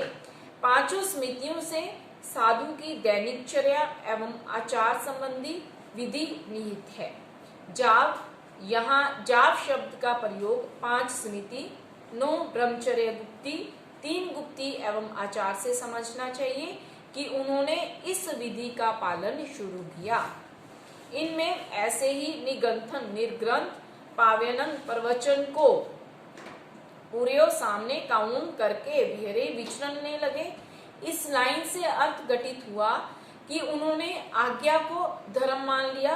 जो भगवान की आज्ञा है उसको ही शास्त्र एवं धर्म आचरण मान लिया। तेनंग से उसके बाद वह गोइमे कुमारे गौतम अंगार ने कहें कदाचित किसी भी समय अर्यो अरिष्ट नेमिय से भगवान अरिष्ट नेमी के तहरूबानंग तथा रूप श्रमणों से अर्थात गंधर आदि से या सत्वीर चार ज्ञान के धारक आदि श्रमण के अंतीय समीप बैठकर सामायिक अर्थात आचरण आदि 11 अंग की ऐसे 11 अंगई अंगों का अहिजय अध्ययन किया। अहिजिता अध्ययन करके वही अंग अनेक विधि चौथ व्रत उपवास से लेकर जाव अनेक विधि तप करते हुए अपानंग आत्मा को भावे माने धर्म में लगाते हुए रे संयम में रमने लगे। तेनंग उसके बाद अरहा अरिष्ट नेमी अरिहंत अरिष्ट नेमी अन्य कहें किसी दिन बारवयो नरी द्वारका नगरी के नंदन वन आया उज्जैनो नंदन वन उज्जैन से पड़ी निखमई बाहर निकलते हैं। पड़ी निखमिता निकलकर भैया बाहर जनवे विहारन जनपद विहारों में विहरे विचरने लगे। इसका फलितार्थ ये है कि गौतम मुनि ज्ञान एवं स्वाध्याय के साथ आचार पालन एवं तपोनिष्ठ थे। उनका वैराग्य अंदर से निकलने झरने के समान था जो सदा निरंतर प्रवाही होता है। अन्य श्रमणों के साथ वे वैराग्य वर्धन में अनुरक्त रहे। तेनंग इसके बाद से वह गोइमे अंगारे गौतम अंगार अन्य कहीं कभी जेनेव अरहा अरिष्ट नेमी जिधर भगवान अरिष्ट नेमी थे तिनेव हुआ गच्छे उधर गए हुआ गच्छिता चरणों में आए। अरंग अरिष्ट नेमी भगवान अरिष्ट नेमी को तिकुत्तो 3 बार आया ही नंग दाहिनी ओर से प्यायनंग प्रदक्षिणा करे करिता करके विधि पूर्वक वंदई वंदना की मस्तक झुकाया। नमस्ते घुटने टिका कर नमस्कार किया। वंदिता नमस्सिता वंदना नमस्कार कर एवं वैसी ऐसे बोले इच्छामीनंग बनते हे भगवान मैं चाहता हूँ तुम्हें आपकी अभ्युनानंग सम्मान्य आज्ञा प्राप्त कर मासिक भिक्षु परिमम भिक्षु प्रतिमा उपसंपज्जितानंग धारण करूं या उसमें स्वयं को उपस्थित करूं कर विहरितीय विचरण रमन करूं एवं जहां तक खंडोय स्कंदक मुनि ने जीवनचर्या को जिया। ये स्कंदक मुनि भगवती सूत्र के दूसरे शतक के प्रथम उद्देश्य के शूरवीर आत्मार्थी मुनि हैं जिन्होंने 12 भिक्षु प्रतिमा और अनेक विध तप करके स्वयं की आत्मा को अमर अमृत से भरा था तथा गुण रतन तप कर स्वयं के तन को कृष एवं मन को महाबली बना संलेखना सहित संथारा कर मोक्ष के शाश्वत पद को प्राप्त किया था। वह आदर्श पुरुष मेरा आदर्श है।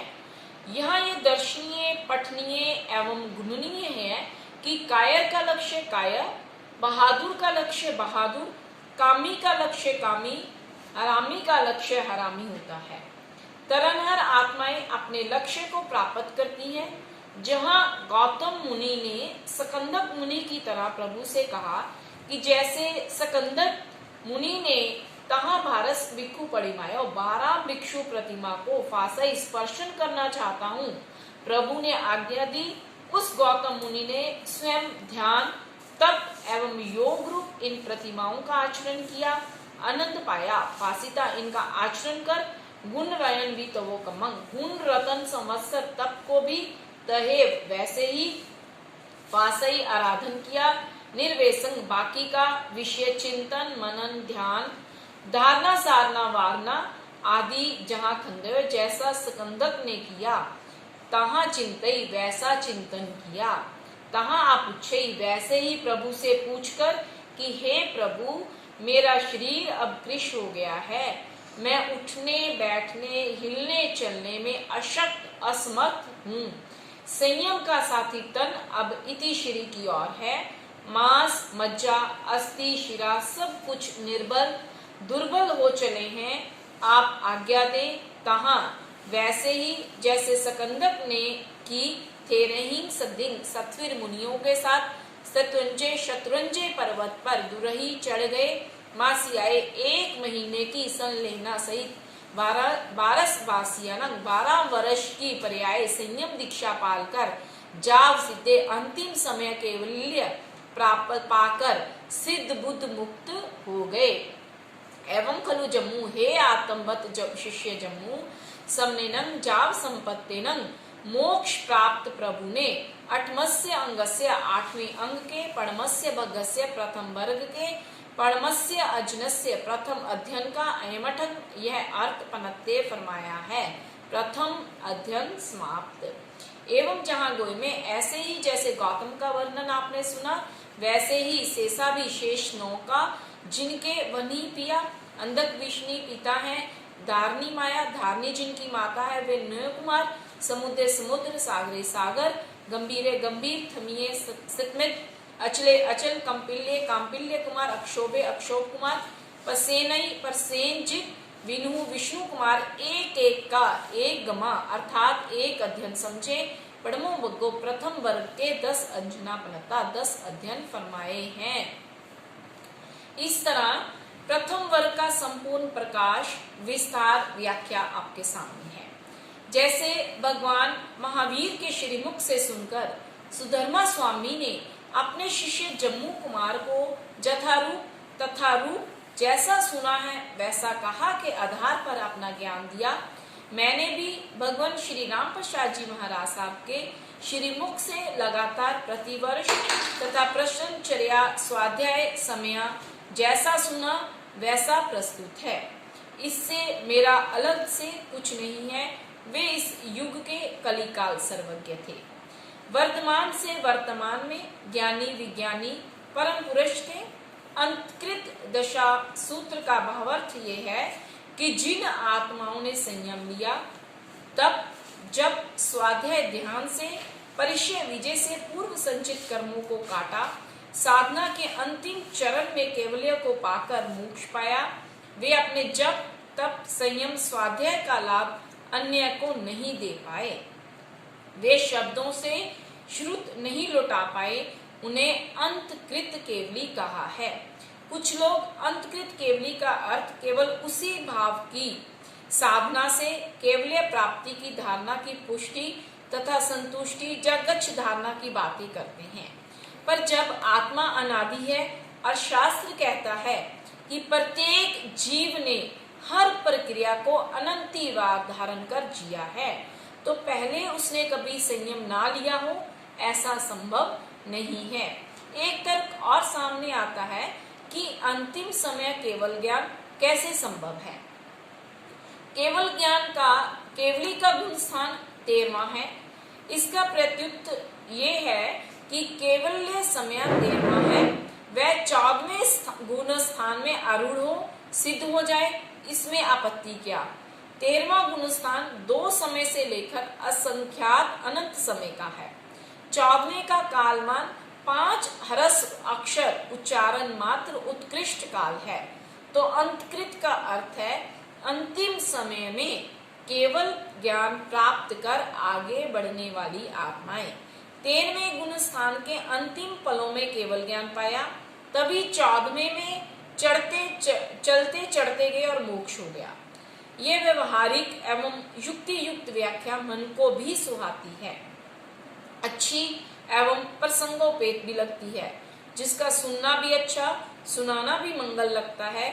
हमारी धारणा हमारे गुरु एवं परंपरा पुरुषों की यही मान्यता है कि जो साधक संयम के लक्ष्य में चलते चलते अंतिम क्षणों में साधना तक पहुंचे, उन मंगलमय पुरुषों का ये संग्रहित शास्त्र अंतगढ़ दशा प्रयुषणों की आराधना का मुख्य शास्त्र है, जो संस्कार भी देता है, संस्कृति एवं इतिहास का आनंद देने वाला है। प्रथम दिवस में पहले 2 वर्गों का पाठ प्रायण होता है, दूसरे वर्ग के विषय में बड़े सीधे ढंग से संबंध जोड़ा है। इसमें पुराने आधार को अपनाकर भी शब्दों का पुनः उच्चारण नहीं किया है। जम्मू कुमार ने सीधा कहा, जैनंग बनते हे भगवान यदि समनेनं जाप संपत्तेनं उस मोक्ष प्राप्त प्रभु ने पढ़मस्य भगस्य ऐमठंग पनते प्रथम वर्ग का ये अर्थ फरमाया है, तो दोच्चेसनंग बनते हे भगवान दूसरे बगस्य वर्ग का अंतगढ़ दशानंग अंतगढ़ दशा सूत्र में उस समनेनंग जाप संपत्तिनंग प्रभु ने कई कितने अंजना पनत्ता अध्ययन फरमाए हैं। सीधे सवाल का सीधा सा बिना भूमिका के उत्तर दिया। एवं खलु जम्मू हे आत्मार्थी जम्मू मुनि समनेनंग जाप संपत्तिनंग उस मोक्ष प्राप्त प्रभु ने अठंग 8 अंजना अध्ययन पनत्ता फरमाए हैं। तंजा वे इस प्रकार हैं। अक्षोभे अक्षोभ सागरे सागर खलु जम्मू खलु समुद्र और समुद्र विजय हिमवंत हिमवान अयल नामेजय और अचल नामक कुमार और धरने ये धरन कुमार पूर्णेजय और पूरन कुमार अभिचंदे अभिचंद्र चेव 8वें हैं। तेनंग कालेनंग उस काल जब ये 8 कुमार थे तेनंग स्मेनंग उसी समय वारवय नगरी द्वारिका नगरी भी थी। बन्नी पिया इनके विष्णु पिता थे। दारनी माया धारनी इनकी माता थी। जहाँ पड़मंग भग्गो जैसे प्रथम वर्ग का वर्णन है तहाँ सभ्य वैसे ही सब 8 अजना 8 अध्ययन है। गुण रतन तप की इन सब ने आराधना की। 16 वर्षों का पर्याय संयम पाला। सत्वंजय शत्रुंजय पर्वत पर मासे संलेना मासिक संलेखना सहित जाप सिद्ध हो गए। एवं खलु जम्मू ऐसे ही ये जम्मू मुनि समनेनंग जाप संपत्तिनंग मोक्ष प्राप्त प्रभु ने 8मस्य अंगस्य दोचस्य वगस्य एमठंग पनते 8वें अंग के दूसरे वर्ग का यह अर्थ बताया है। आज की वाचना संपूर्ति को प्राप्त हुई है। पर्युषण के प्रथम दिवस पर आप ये संकल्प लें कि हम 8 दिन कच्ची हरि का पक्की हरि का संपूर्ण त्याग करें, ब्रह्मचर्य का पालन करें, रात्रि च विहार करें, रात का संवर करें, बीच बीच में प्राशद करें। आज से संकल्प और धारणा में शौर्य पैदा करो। आप वीर की वीर संतान हो। देव पूजित जैन खानदान में जन्म लिया है। संवत्सरी के दिन प्रोषद करेंगे। प्रोषद करना सौभाग्य होगा। संवत्सरी के दिन प्रोषद भवांतरों के कर्मों को काटता है, मिथ्यात्व बंध को हल्का करता है। इन 18 कुमारों का वर्णन है। इनमें मात्र एक तर्क है कि अक्षोभ समुद्र सागर अचल जे नाम पुनरावर्तित से लगते हैं, पर वृष्णि राजा की धारणी नाम की 2 या 2 से अधिक रानियां हों और उनके अक्षोभ कुमार अक्षोभ चंद्र हों। जैसे आजकल भाई बहन के मिलते जुलते नाम रखे जाते हैं। पहले इसी अंतर से नामकरण मिलते हैं। पिता 1 माता 2 या एक ही समय जुड़वाई होने पर कुमार और चंद्र के भेद से शकल साम्यता के कारण बराबर स्नेह संबोधन हो। ये मात्र संभावित समाधान है। निश्चय सर्वज्ञ जानते हैं, पर नाम 18 है। सर्वज्ञों ने जो उल्लेख किया है उसमें न्यूनाधिक नहीं हो सकती। आज रात्रि प्रतिक्रमण में चर्चा वार्ता होगी। सभी भाई इसमें भागीदार बने, बहनें भी अलग से प्रतिक्रमण का लाभ लें। जय जिनेन्द्र।